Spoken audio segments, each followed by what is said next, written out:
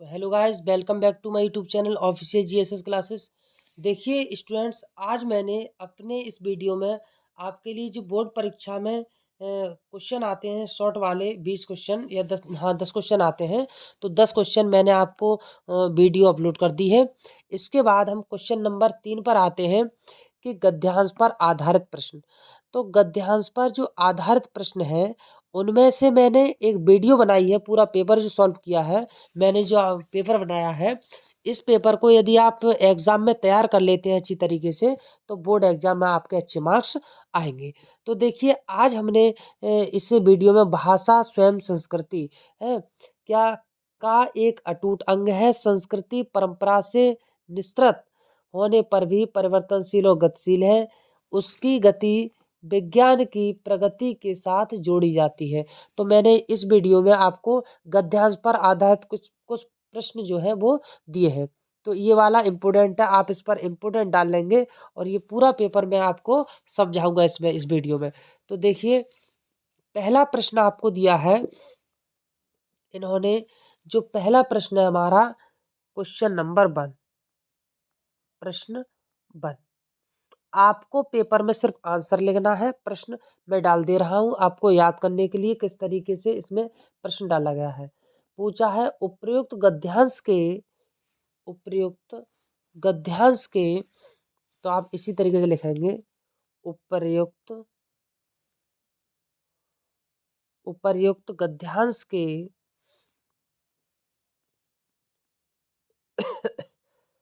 उपर्युक्त गद्यांश के पाठ और लेखक का नाम लिखिए। के पाठ और लेखक का नाम लिखिए।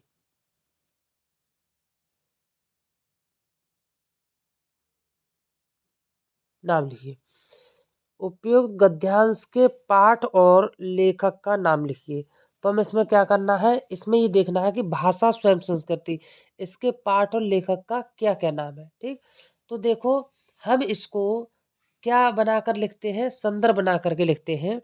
तो पहले का जो उत्तर रहेगा हमारा, हम यहाँ पर इसका आंसर लिखेंगे उत्तर। तो हम किस तरीके से इसका उत्तर लिखें, लिखिए,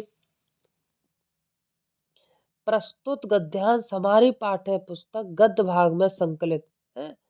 ये जो भाषा एवं आधुनिकता पाठ से लिया गया है। चलो लिखो, मैं पूरा लिखवा दे रहा हूँ आपको। लिखिए, प्रस्तुत गद्यांश हमारी पाठ्य पुस्तक प्रस्तुत गद्यांश, इसी तरीके से आपको बोर्ड परीक्षा में लिखना है। हमारी पाठ्य पुस्तक प्रस्तुत गद्यांश हमारी पाठ्य पुस्तक पाठ्य पुस्तक कौन सी है ये, आपके गद्य भाग में पुस्तक के गद्य खंड या गद्य भाग लिख दो। गद्य भाग में गद्य भाग में भाषा और आधुनिकता शीर्षक से पाठ का नाम डाल दो। भाषा और आधुनिकता और आधुनिकता आधुनिकता शीर्षक से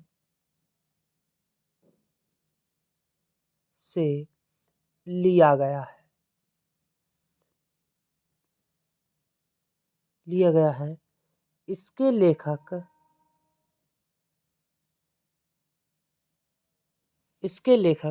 आप नाम डाल दो, प्रोफेसर जी सुंदर रेड्डी है।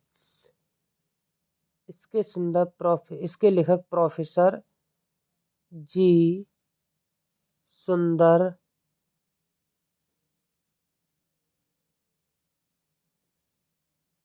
सुंदर रेड्डी है। ये हो गया आपका पहले प्रश्न का आंसर। अब देखिए, क्वेश्चन नंबर 2 आपका क्या है। तो प्रश्न नंबर 2 है हमारा, रेखांकित अंश की व्याख्या कीजिए। देखिए, प्रश्न आपका जो 2 है उसमें है रेखांकित अंश की व्याख्या कीजिए। रेखांकित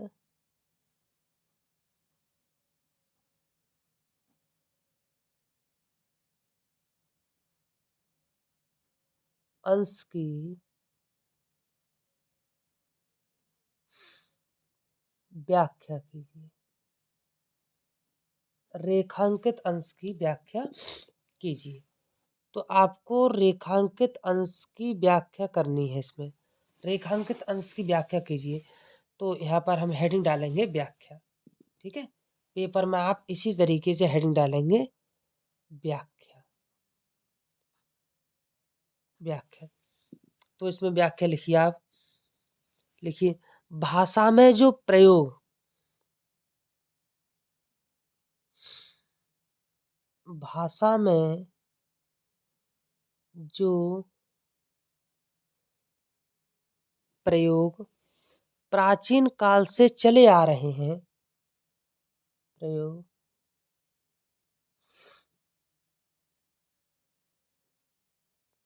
प्राचीन काल से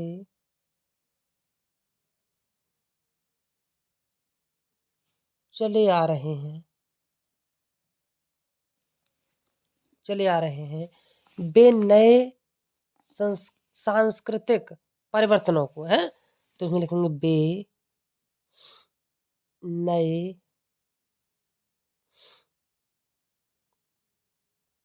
सांस्कृतिक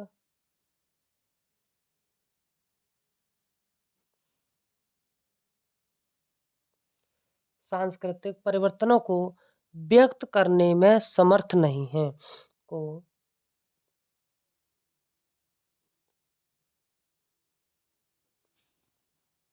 व्यक्त करने में समर्थ नहीं है, व्यक्त करने में समर्थ नहीं है। नित्य प्रति संस्कृति में प्रति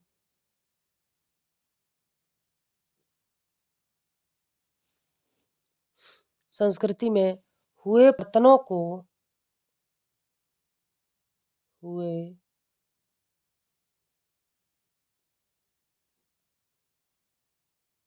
परिवर्तनों को भाषा द्वारा व्यक्त करने के लिए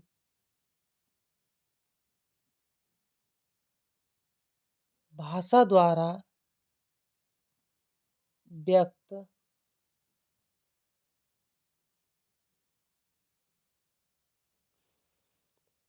भाषा द्वारा व्यक्त करने के लिए भाषा में नए नए प्रयोगों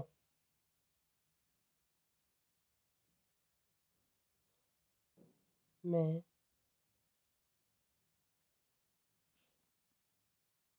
नए नए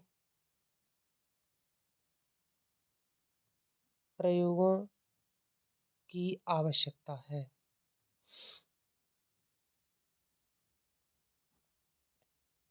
की आवश्यकता है। अब हम प्रश्न नंबर आपका 3 देखते हैं क्या है। प्रश्न नंबर 3, क्वेश्चन नंबर 3 क्या है? तो प्रश्न नंबर 3 जो दिया है, प्रस्तुत अवतरण के माध्यम से प्रस्तुत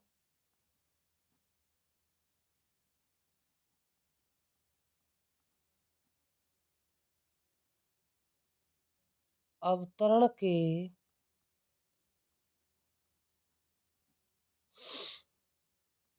अवतरण के माध्यम से प्रस्तुत अवतरण के माध्यम से लेखक ने किस बात पर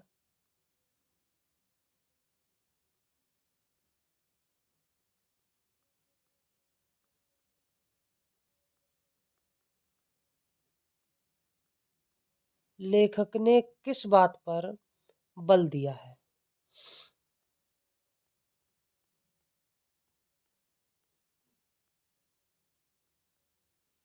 बल दिया है।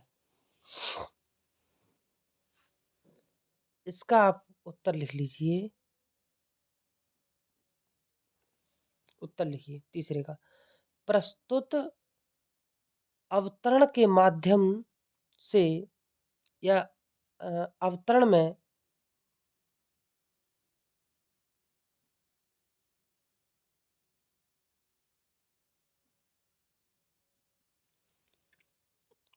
प्रस्तुत अवतरण में लेखक ने विज्ञान की प्रगति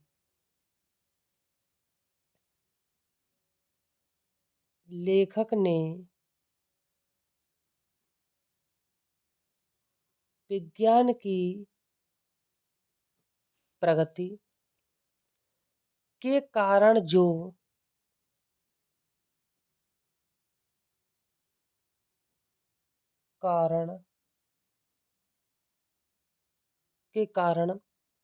जो सांस्कृतिक परिवर्तन होता है, जो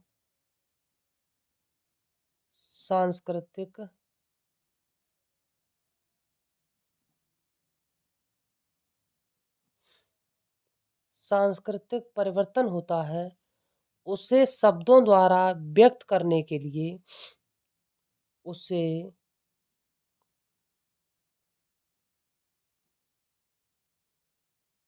शब्दों द्वारा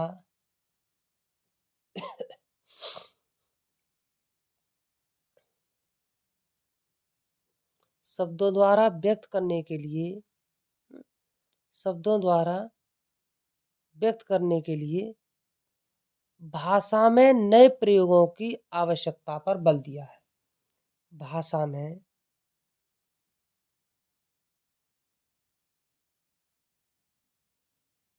नए प्रयोगों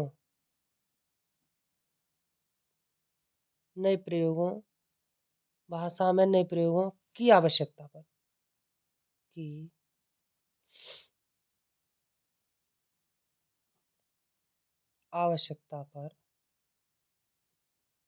बल दिया है।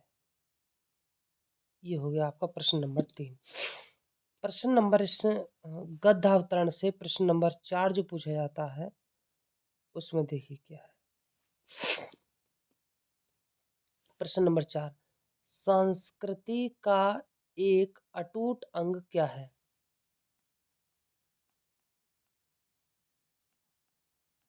संस्कृति का एक अटूट अंग क्या है? संस्कृति का एक अटूट अंग क्या है? क्या है? भाषा है। तो इसमें लिख देंगे संस्कृति का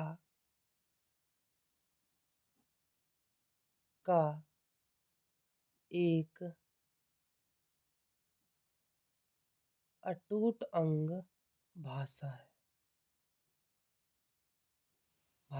ये हो गया आपका क्वेश्चन कंप्लीट। अब देखिए इसमें एक प्रश्न और पूछा जाता है, प्रश्न नंबर 5। प्रश्न नंबर आपका है 5। प्रश्न नंबर 5 क्या है? देखिए क्वेश्चन में लिख रहा हूं, किसकी गति विज्ञान की प्रगति के साथ जुड़ जाती है? किसकी गति विज्ञान की प्रगति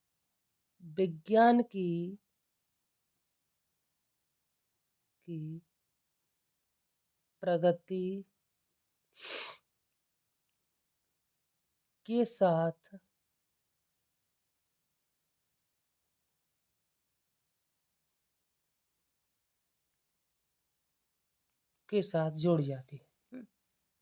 किसकी गति विज्ञान की प्रगति के साथ जोड़ी जाती है?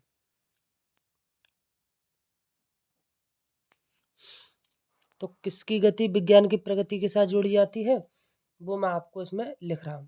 देखो, संस्कृति की गति है, किसकी गति? संस्कृति। तो संस्कृति की गति विज्ञान की प्रगति के साथ जोड़ी जाती है।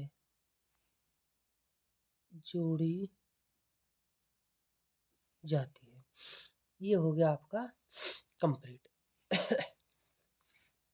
ये हो गया आपका गद्यांश पर आधारित प्रश्न कंप्लीट हो गए। अब देखिए इसमें हम अगला जो इसमें प्रश्न आता है वो आता है पद्यांश से। तो गद्यांश आपका कंप्लीट हो चुका है, अब है हमारा पद्यांश। तो पद्यांश में किस किस चैप्टर से आ सकता है, देखिए। अब प्रश्न नंबर हम लेते हैं नेक्स्ट, चौथा प्रश्न नंबर लेते हैं हम 4।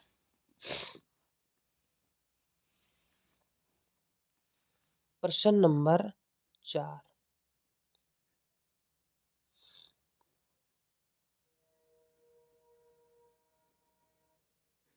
हल। प्रश्न नंबर 4 है, देखिए। इसमें प्रश्न आता है पद्यांश पर आधारित प्रश्न। प्रश्न क्या है, पद्यांश पर पर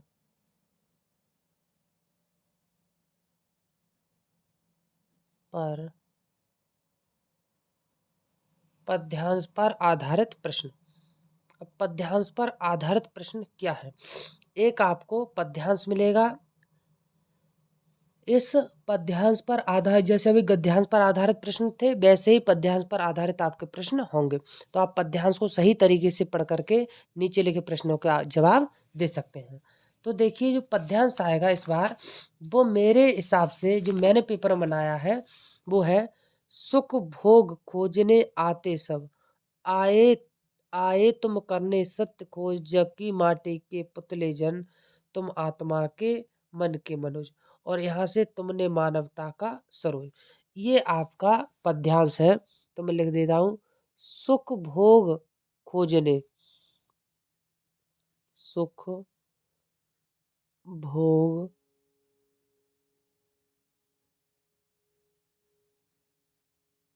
सुख भोग खोजने है, और यह मानवता का सरोज, डैश डैश लगा करके आगे है मानवता का सरोज, मानवता का सरोज। ये हो गया आपको।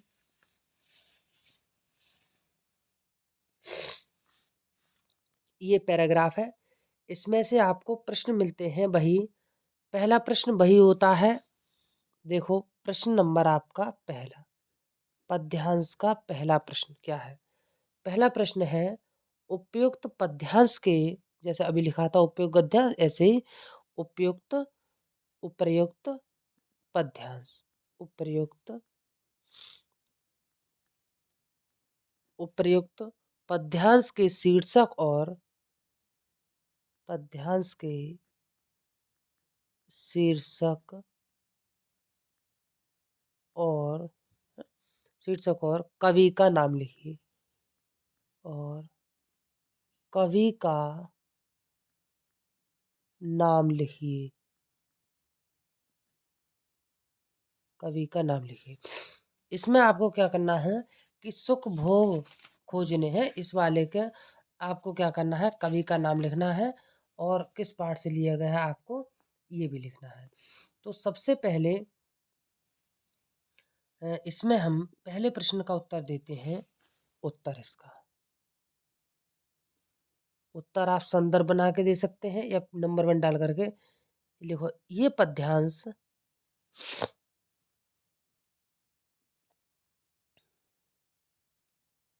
ये पद्यांश पद भाग में, पद भाग में संकलित संकलित नौका विहार शीर्षक से, नौका विहार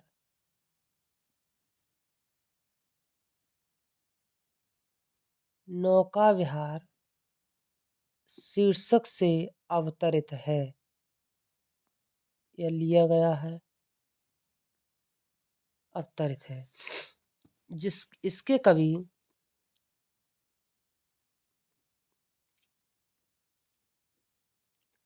इसके कवि सुमित्रानंदन पंत हैं। कवि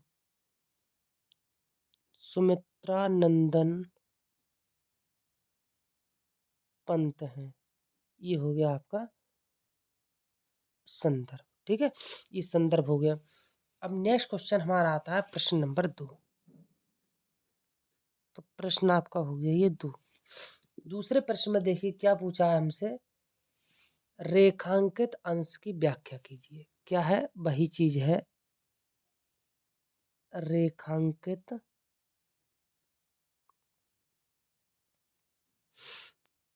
अंश की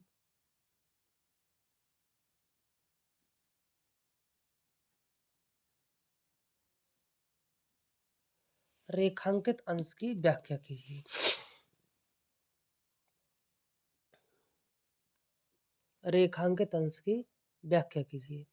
तो देखिए इसमें रेखांकित अंश की व्याख्या क्या है। लिखो, देखो इसमें इसमें युग पुरुष, युग पुरुष, इसमें युग पुरुष महात्मा मोहनदास करमचंद गांधी, मोहनदास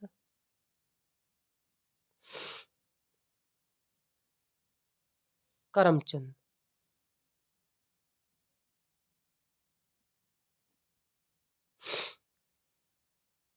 मोहनदास करमचंद गांधी की स्तुति करते हुए,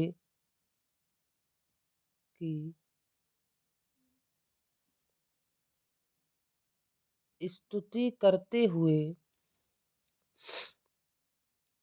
स्तुति करते हुए कवि कहते हैं,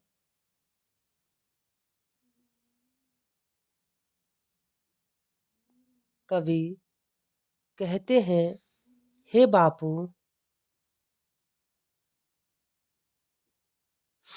हे बापू, मानव मिट्टी से बना एक पुतला है, मानव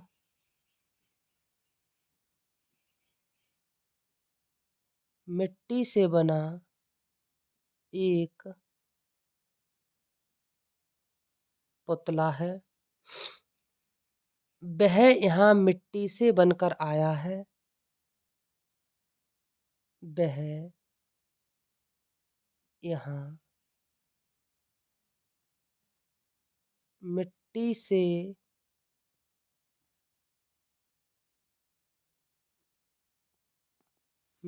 बनकर आया है और अंत में मिट्टी में ही मिल जाता है, और अंत में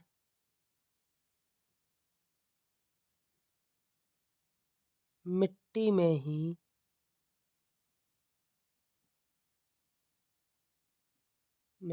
मिल जाता है। ठीक है, ये हो गया आपका, ये रेखांकित अंश की व्याख्या हो गई है। अब देखते हैं हम अगला प्रश्न।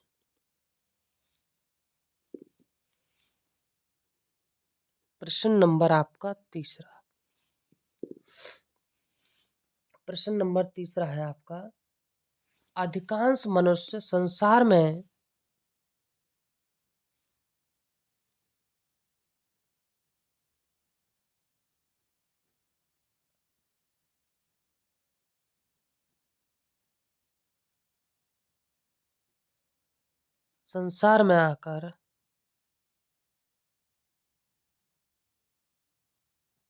आकर किसकी खोज में लग जाते हैं।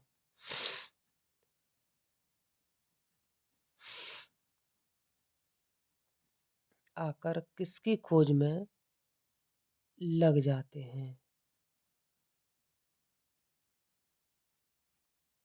लग जाते हैं।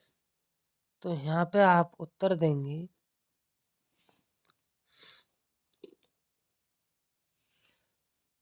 सुख भोग खोजने में है। तो आप लिखेंगे अधिकांश मनुष्य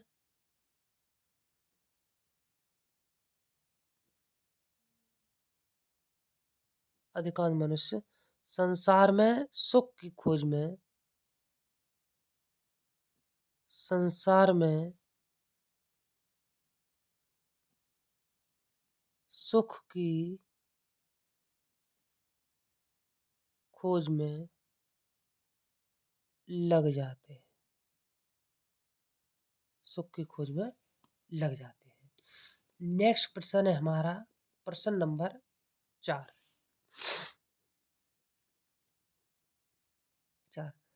गांधी जी का भौतिकवादी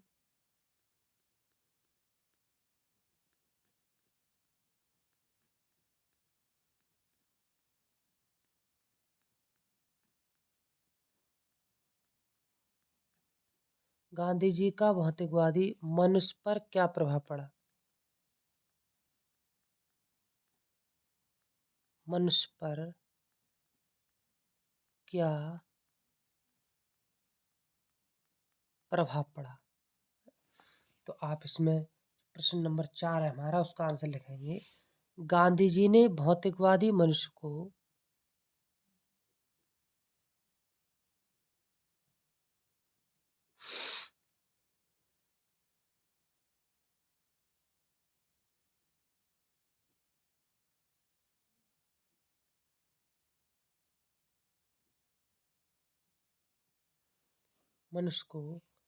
आध्यात्मवादी बना दिया।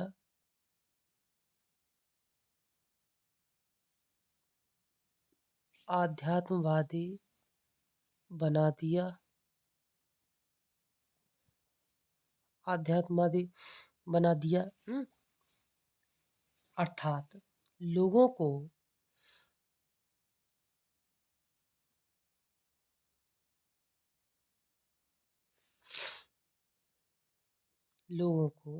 मानवीय गुणों के आधार पर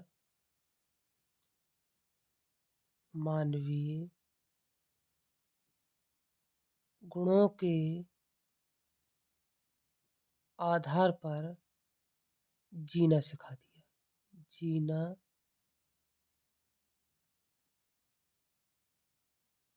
सिखा दिया। अगला है प्रश्न नंबर 5।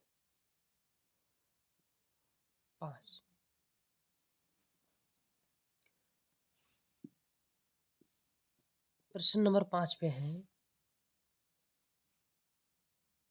मनुष्य क्या है? मनुष्य क्या है?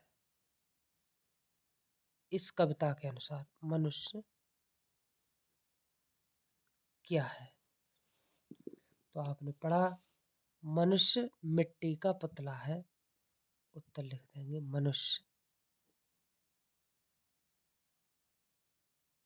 मनुष्य मिट्टी का पुतला है।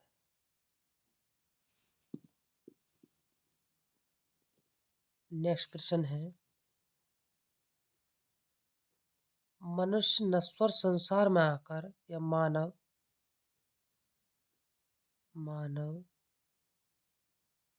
नश्वर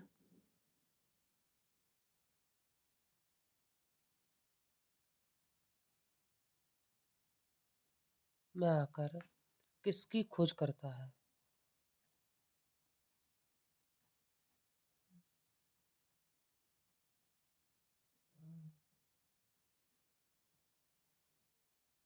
करता है।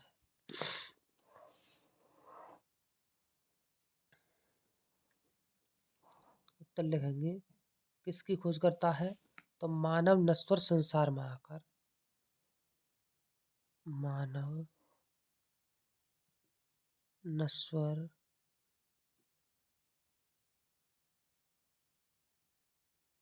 संसार में आकर सत्य की खोज करता है। किसकी? सत्य की खोज करता है।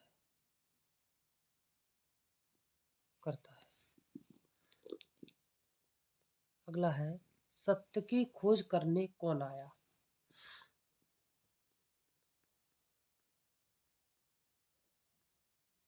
सत्य की खोज करने कौन आया? तो आप आंसर लिखेंगे सत्य की खोज करने कौन आए थे? महात्मा गांधी।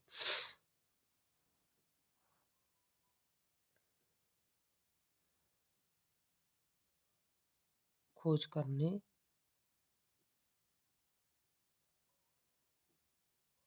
महात्मा गांधी आए।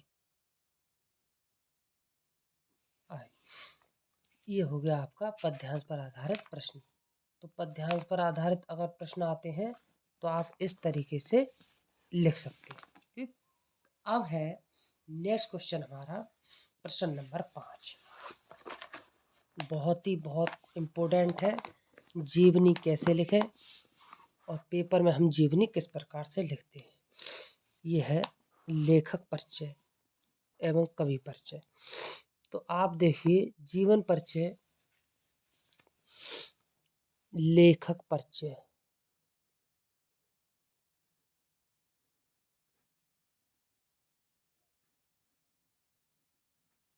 परिचय एवं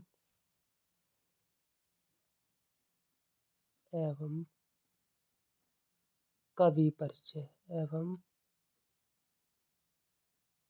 कवि परिचय। ठीक है, लेखक परिचय है, कवि परिचय। तो सबसे पहला जो टॉपिक है हमारा, देखो जीवनी या लेखक का जो परिचय है वो किस तरीके से हम लिखते हैं। पहला मान लीजिए हमारे हैं वासुदेव शरण अग्रवाल। तो पहला हमें लिखना है किस पर, वासुदेव शरण अग्रवाल पर।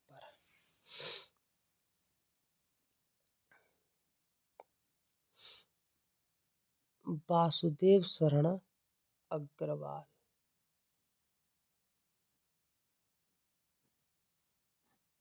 वासुदेव शरण अग्रवाल, ये हो गए हमारे वासुदेव शरण अग्रवाल पर। ठीक, इसमें हम सबसे पहले हेडिंग डालते हैं जीवन परिचय। क्या डालते हैं, जीवन परिचय। ब्लैक पेन से साफ राइटिंग में आप डालेंगे हेडिंग जीवन परिचय। तो इस तरीके से हम जीवन परिचय डालेंगे। अब जीवन परिचय कैसे लिखते हैं, देखिए किसका लिखना है, वासुदेव शरण अग्रवाल। तो डॉक्टर अग्रवाल का जन्म, इस तरीके से लिखेंगे, डॉक्टर अग्रवाल का जन्म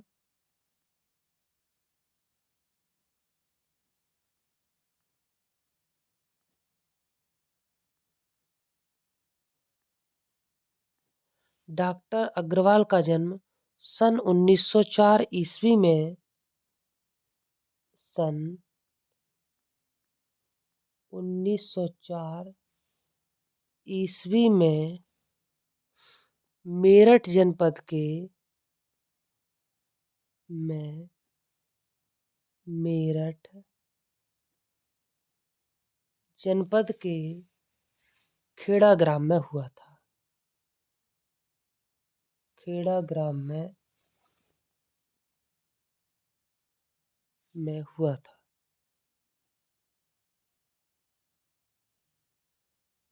हुआ था। इनके माता पिता लखनऊ में रहते थे। इनके माता पिता लखनऊ में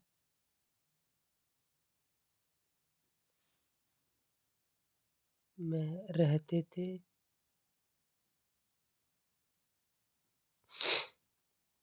अतः इनका बचपन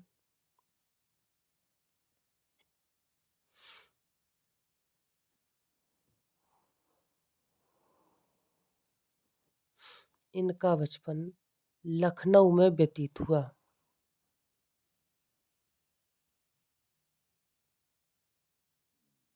में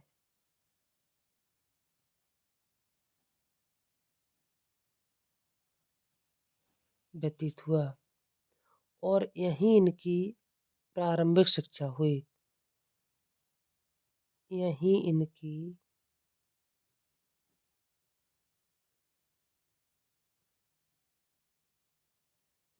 प्रारंभिक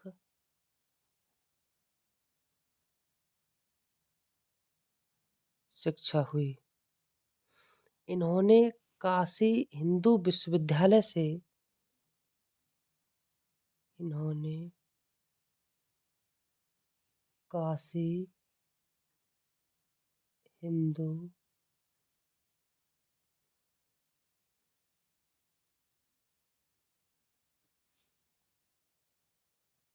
विश्वविद्यालय से एमए तथा लखनऊ विश्वविद्यालय से एमए तथा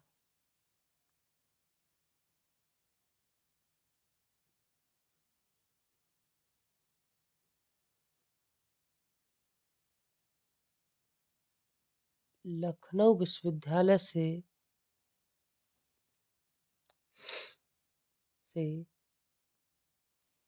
लखनऊ विश्वविद्यालय से डी.लिट की उपाधि प्राप्त की।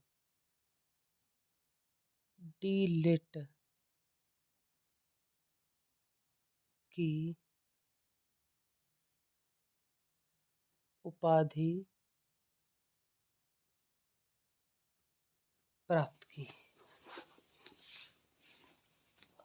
डॉक्टर अग्रवाल ने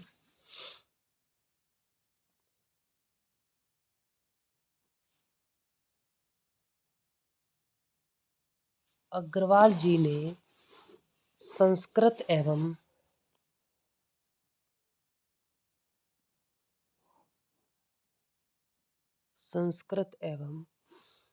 अंग्रेजी भाषाओं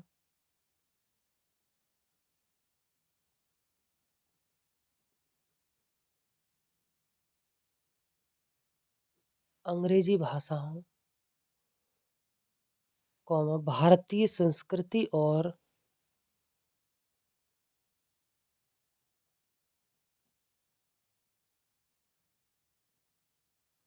भारतीय संस्कृति का गहन अध्ययन करके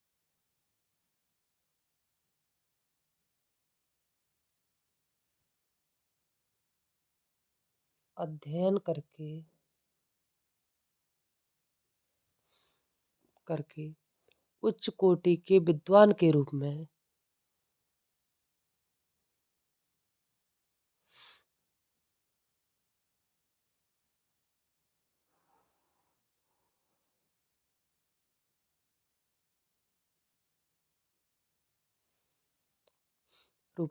प्रसिद्धि प्राप्त की।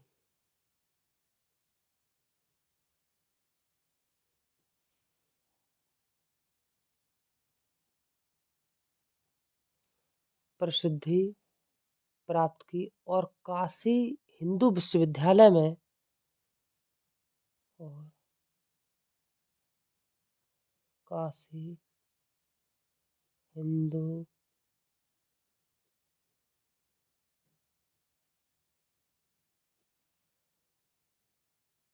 विश्वविद्यालय में पुरातत्व एवं प्राचीन इतिहास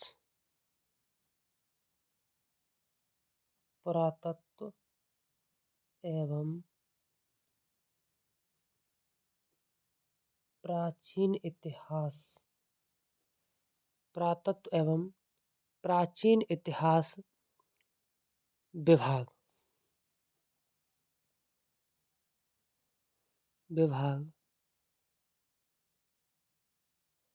के अध्यक्ष और बाद में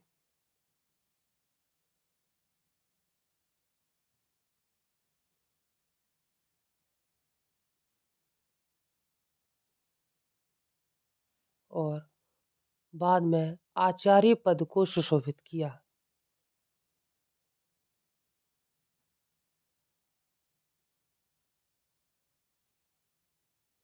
आचार्य पद को सुशोभित किया। अग्रवाल ने लखनऊ तथा मथुरा के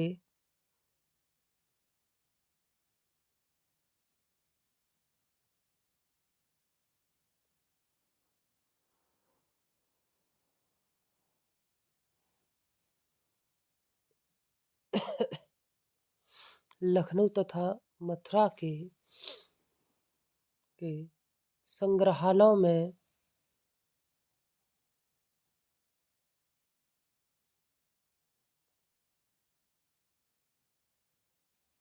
पुरातत्व तथा संग्रहालयों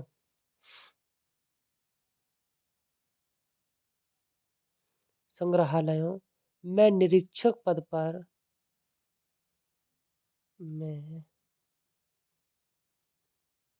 निरीक्षक पद पर कार्य किया।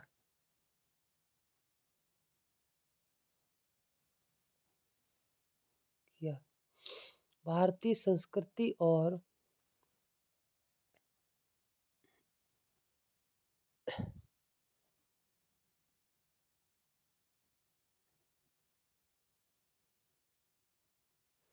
भारतीय संस्कृति और पुरातत्व का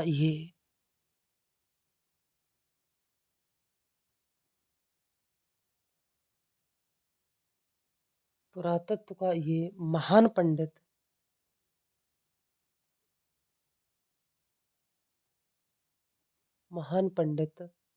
एवं साहित्यकार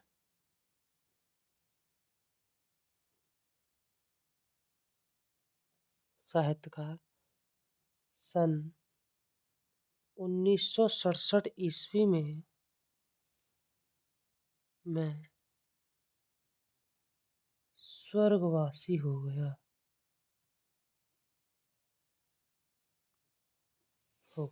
ठीक है, ये इनकी हो गई जीवन परिचय। अब डालेंगे कृतियां। अब हेडिंग डालेंगे आप कृतियां।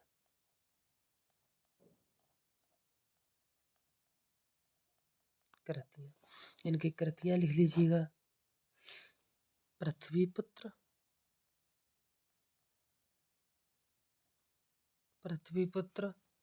कल्पलता,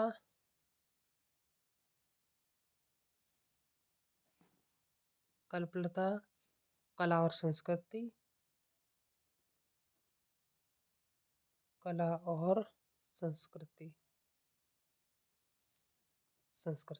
ये इनकी रचना है। तो इस तरीके से आज मैंने इंटर के विद्यार्थियों के लिए जो पेपर कराया है आपका, ये बहुत ही इम्पोर्टेंट है। बोर्ड परीक्षा में ये इम्पोर्टेंट प्रश्न आपको मिले।